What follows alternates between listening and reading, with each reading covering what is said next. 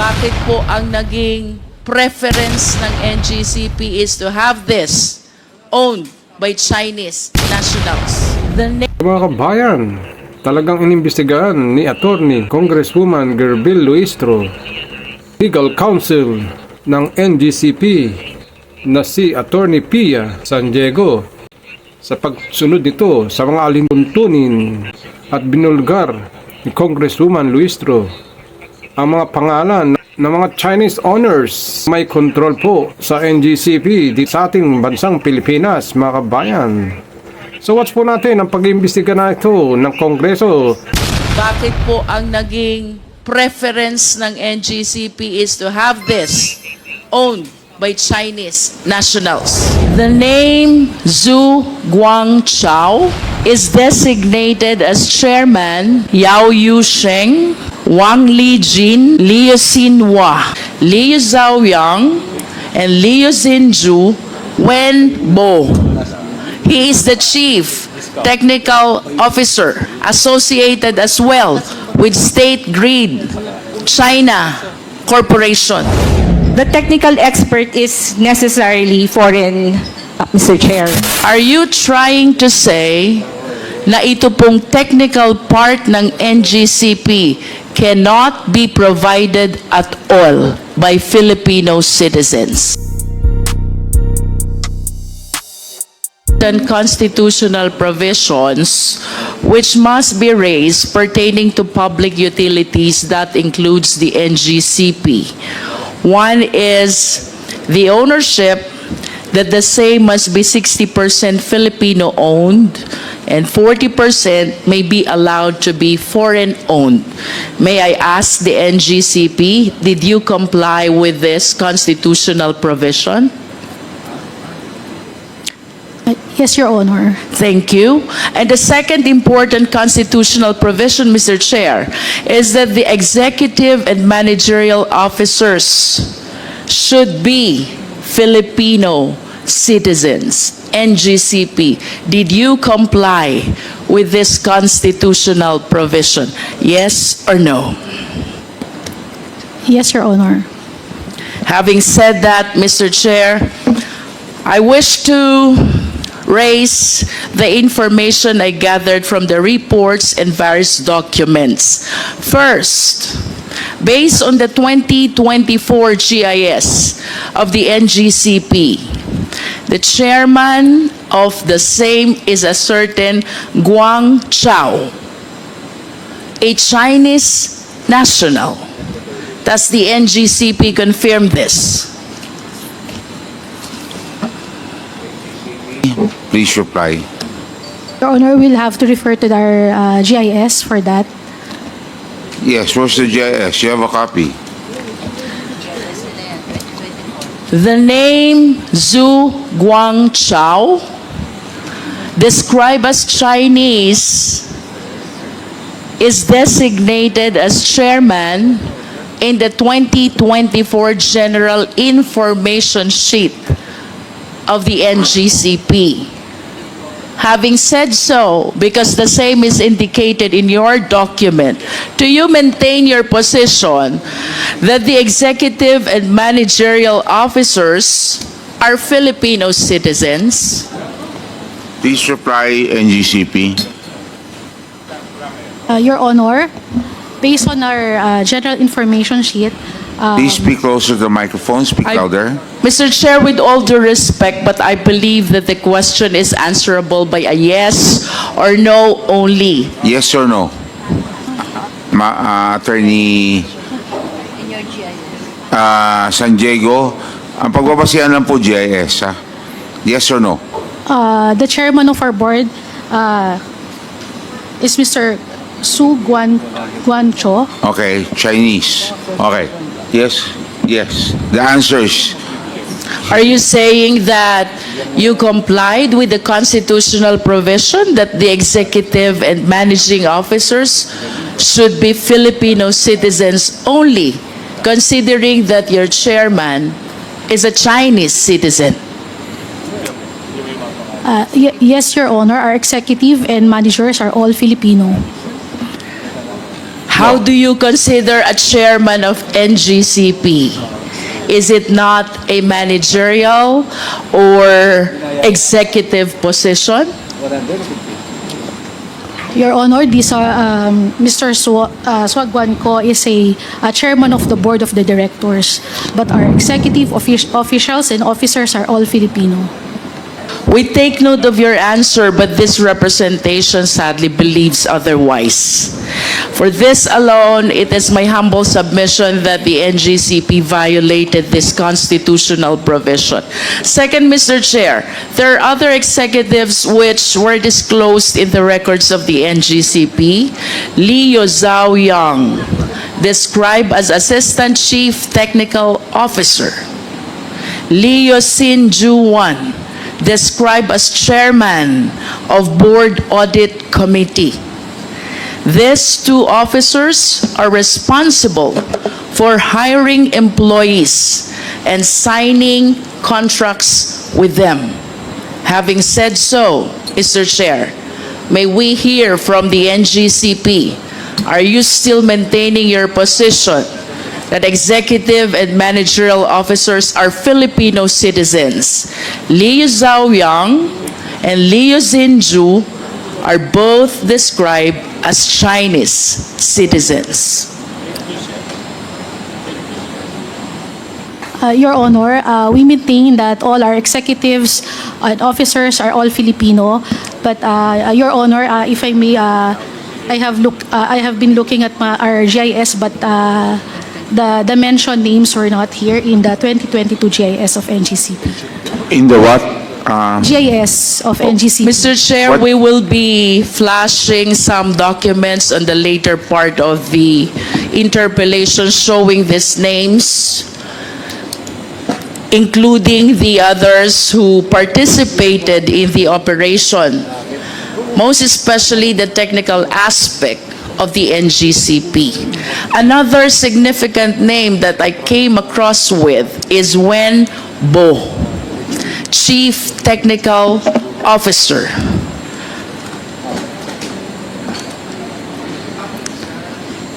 And he is described as well as a Chinese citizen, Mr. Chair. And with that, I wish to manifest, without asking anymore the NGCP, that the operation is participated not only by Filipino citizens. Proceeding, Mr. Chair, I want to know more about this NGCP, so I wish to ask the NGCP, sino-sino po ba ang mga miyembro at ibang officers ng NGCP based on your GIS? May we request the Secretariat to please flash the 2024 GIS.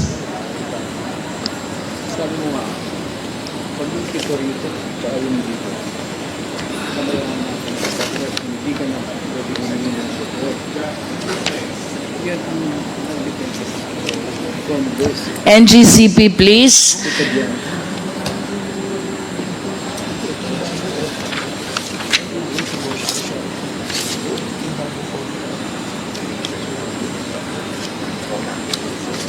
Of course, the document confirms Zhu Guangchao as the chairman of NGCP. And in addition to this Chinese national, we have also number 8, Yao Yu Sheng, Wang Li Jin, Liu Xinhua. Although their positions are not indicated in this GIS. Proceeding to our GIS on stock holdings, Mr. Chair. Kindly flash the next slide.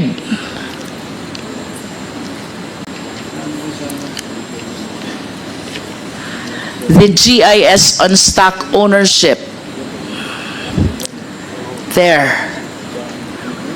There is one corporation here, Monte Oro Grid, which owns 27.23% of its shareholdings. Another corporation, Kalaka High Power Corporation, which is 27.23%. Third corporation is State Grid International Development Limited. That is 36.30%. Plus the four Chinese individuals who owns 1% each of its stock holdings. From the face of this general information sheet, Mr. Chair, it appears indeed that the Chinese ownership is 40%. However, with all due respect to our esteemed colleagues, I wish to agree to the honorable members who insisted on requesting for the GIS of the corporations who own shareholdings as well, in order to find out the extent of Filipino ownership, as it might affect as well the requisite ownership as imposed by the Philippine Constitution, and that is, to be specific, 60% Filipino owned and 40% foreign owned as may be allowed. And therefore, let this representation reiterate the earlier motion to Sestecum for the submission of the GIS of Monte Oro, Kalaka High Power, and if possible, the State Grid International Development. That is, if our intention indeed is to find out if there is full compliance with the requirement of the Philippine Constitution. Another corporation which GIS we want to request, as earlier requested, is the Synergy Grid Development Philippines, which owns 9.24% of the stock holdings of NGCP, Mr. Chair.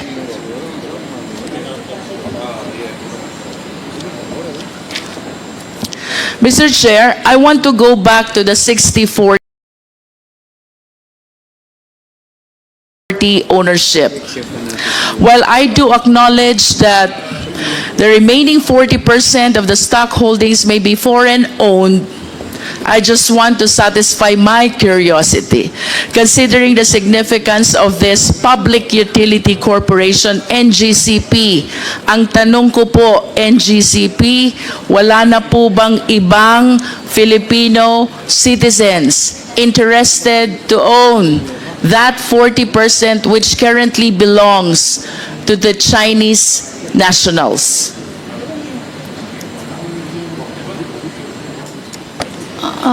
Your Honor, we do not have any knowledge or aware of it.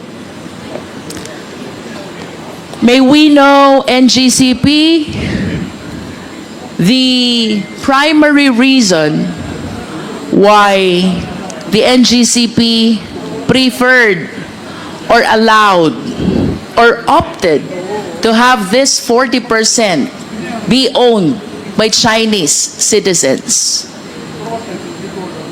Because the possibility, Mr. Chair, is that there are Filipino citizens or corporations as well who might be interested during that time, 2008, to acquire this 40% stock holdings of the NGCP. But as we can see from the GIS, that 40% is currently owned by State Grid of China Corporation plus the 4 other Chinese nationals. Pasensya na po, but you are representing the NGCP, so I wish to believe that somehow you are aware bakit po ang naging preference ng NGCP is to have this owned by Chinese nationals. Your Yes, Honor, ma'am. may I be recognized? Your Honor, Please. NGCP, Mr. Chair, was incorporated after the consortium of its stockholders won the 25-year concession in an open public bidding held by PISAM. As required by PISAM's bid documents, Mr. Chair, all prospective bidders had a technical partner. All prospective bidders should have a technical partner with proven expertise in transmission systems. Since the National Transmission Corporation, TRANSCO, was the only transmission expert in the Philippines at that time, the technical expert is necessarily foreign, Mr. Chair. So to respond to the question, Mr. Chair, the NGCP made mention about technical partner. Can we please expound on this? What specifically did we anticipate from our Chinese counterpart when you said we need the technical partner? Your Honor, technical would include the operation of the transmission systems. You said operation? And as well as the systems operation, Mr. Chair. So transmission systems and the SO. And these aspects, Your Honor, transmission industry, Your Honor, is really, it's highly technical. Kanina po, sinabi nyo din, Transco lang ang merong technical capacity, should I say, or resources. And that is why you relied on foreign ownership when it comes to technical part. To enlighten the public, NGCP, are you trying to say na ito pong technical part ng NGCP cannot be provided at all by Filipino citizens?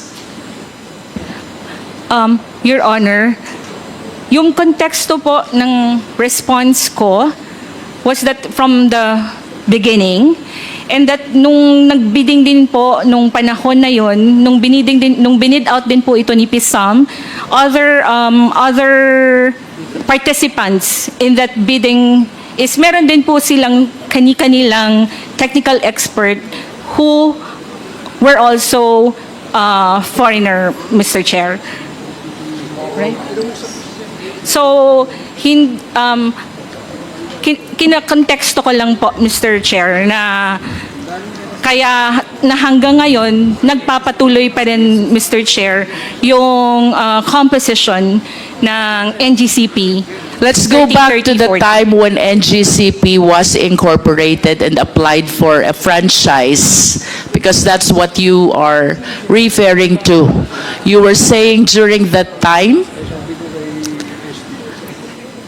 the only company which has technical capacity is Transco, and the other companies with technical capacity has foreign counterparts as well. Do you confirm that? Mr. Chair, because transmission... Please answer the question, NGCP. Yes, I confirm. And with that answer, are you trying to say that during that time, hindi kaya ng Filipino citizens to supply the technology or the technical aspect of the NGCP operation? At that time, Mr. Chair, yes. At that time, yes. And of course, when you say technology or technical operation, that goes to the heart of the very operation of the NGCP. And you were saying hindi kaya ng mga Pilipino. Tama po ba ito, NGCP? At least during that time. During the time. At kung hindi ito kaya ng Pilipino during that time, then it follows during that time, we were solely dependent on our Chinese counterpart who owns the 40%. Yes or no? Mr. Chair, can I give a context? Because the bid document, Mr. Chair, requires for a technical partner. Mr. Chair, I'm just following the answer of our resource persons. We go back to 2008. You said during that time hindi kaya ng mga Filipino. Then it follows that during that time, we are solely dependent to these Chinese corporations and citizens in as far as the operation of NGCP, a public utility corporation which ownership and operation is protected by no less than the Philippine Constitution. Mr. Chair, kung sinasabi nating Pilipino, meron yung mga pong employees ni Transco na after na-incorporate na si NGCP at si NGCP na po ang concessionaire, yung ito pong mga employees na technical ng Transco has been assumed. So, However, Mr. Chair, even considering that they have Filipino employees, of course we understand that the citizenship of the corporation is determined by the extent of ownership of the owners. If the owners' majority are foreigner, then it is a foreign corporation. Otherwise, it is a Filipino corporation. If I may proceed, Mr. Chair. Another important information I came across with is the working group of NGCP. Ano po ba itong working group of NGCP? Mr. Chair, sorry, I missed like NGCP working group. Have you come across this? TWGs, Mr. Chair, but literally working group. Oh, I am aware of the technical working group of All each right. department. Please allow this representation to continue. Under the working group of NGCP, there are two important officers. One is Chairman Yuan Ming Jun. He is described as acting officer, acting chief technical officer. And another is alternate chairman, Chan Chang Wei. These two play significant role in the evaluation of bids and in making recommendation for the award of contract. May I request the Secretariat to please flash the document of first, Aurora Polanco project. Next is EB Magalona Bacolod project. These are all transmission projects. And third is the document pertaining to the purchase of site of Cebu, Panay, Negros project. Secretariat, please, at least to satisfy the committee that these two Chinese nationals under the working group of NGCP indeed did the evaluation of bids and the recommendation for the award of contract.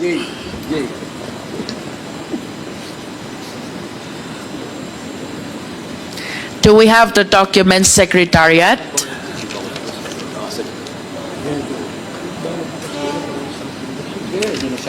While we are waiting for their documents, I wish to add, Mr. Chair, that there's another Chinese national, this time Wen Bo. He is the chief technical officer, associated as well with State Grid China Corporation. And he is the one who evaluated and recommended the expansion of Las Piñas Zapote project. I hope the Secretariat can flash all these 4 documents to show to the committee that these Chinese nationals participated, or in fact, they were the one who evaluated the bids submitted and thereafter recommended the award of contract.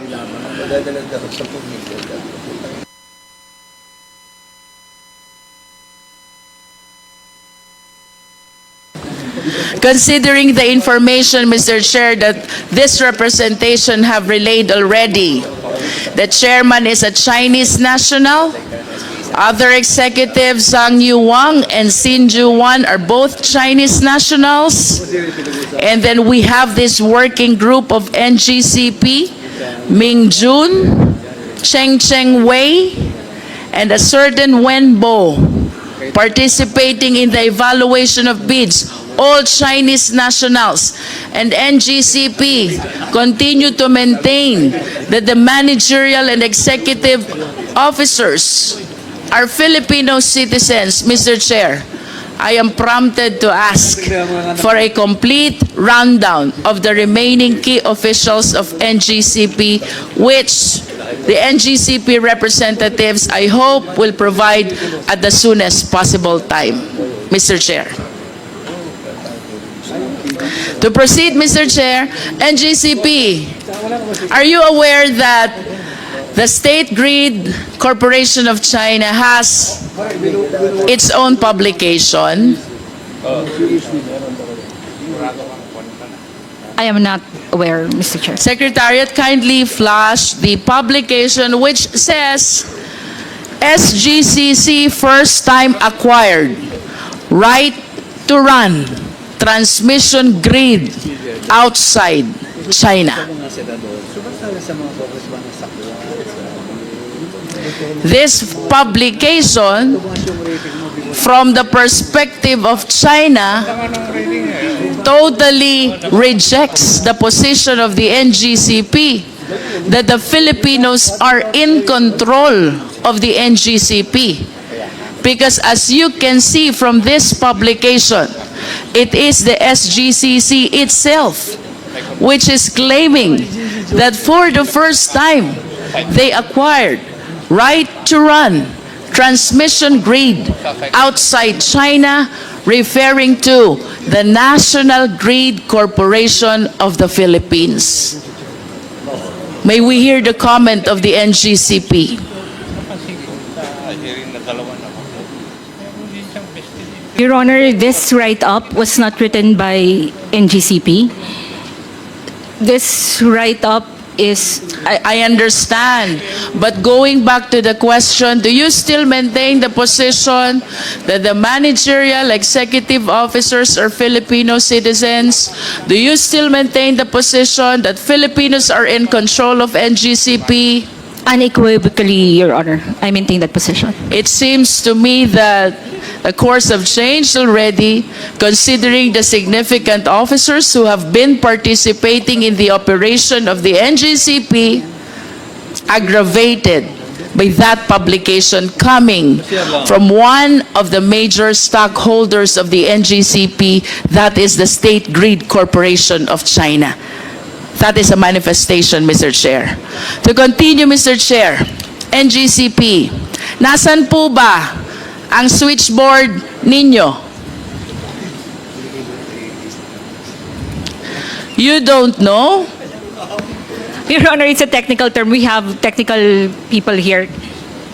May we ask the technical people?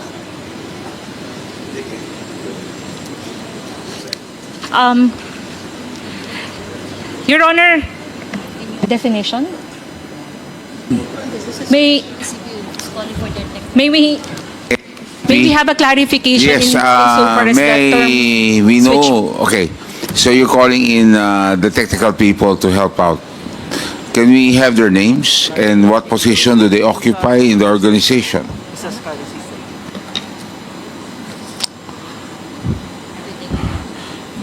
Sino po sila?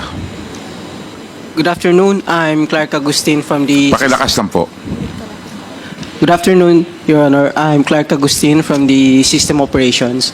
If you're referring to the control From what? system, From what? System Operations. He taken his oath, Comsec. Please take the oath of the of Mark. Tumayo po kayo.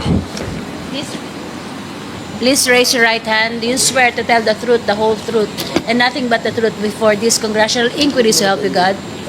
I swear. Thank you. Sir, the question of the Honorable Luistro.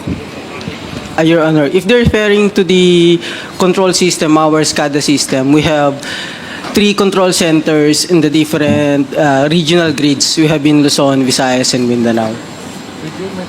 How many switchboard or control system do you have? 1 for each region, ma'am. One for Actually, each region. We have 3 control What centers. controls the switch or the control system per region? Meron ka pa bang main control that controls all the switch and the control system of all these regions? I believe yes. Yes, ma'am. We have the control center for each region, and then we have substations for the equipment level control. For the system level control, we use the control centers using our SCADA system. Where is the system control? From the control center, ma'am. Where is the control center? For Luzon, we have here in Diliman. For Visayas in Banilad, and in Mindanao in Cagayan de Oro. These control systems which you mentioned, they have the capacity to cause the blackout of electricity. Am I correct? Not to cause a blackout, but to control our transmission assets. And If I want to substations. turn off the electricity, I just need to switch off the control system. Am I correct?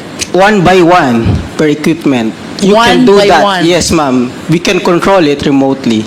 So, kanina you mentioned about the main control. How many main controls do you have? We have a control center monitoring and controlling different equipment of the grid. How many main controls do you have? So we have a system, pag-control po ma'am, not necessarily, as I get from your question, isang button, wala po siyang ganon. So kasi different parts po ng grid, different assets, different control. So if you want to operate a certain circuit breaker, kailangan mong operate that specific breaker. But A at least specific if, feeder, yeah. if I turn off one of those, did you say assets Yeah.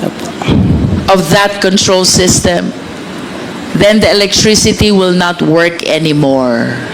If I turn off one of the several assets of the main control system, the electricity will not work anymore. If you intentionally isolate a specific area, that specific area will not have electricity, will not have supply of power for that specific area associated to that equipment. To simplify, Mr. Chair, that main control that you are talking about is responsible to make the electricity available or otherwise. Yes, ma'am. Okay. So, you said that you have main control in Luzon, in Visayas, and Mindanao. My next question is, what is this operational computer in Nanjing? I'm not aware of that, ma'am. Operational computer in Nanjing. Nanjing, China, I believe. I'm not aware of that, ma'am. Well, based on reports, there is such a thing as operational computer in Nanjing, which is connected to the server in the Philippines that can control the availability of electricity in the country. Can you comment on this?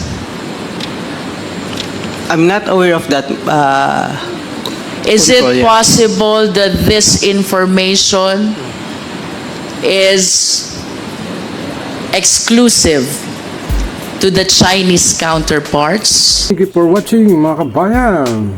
Sa mga bagong manonood, please like and subscribe and click the notification bell para updated po kayo sa aking mga video ilalabas. To God be the glory.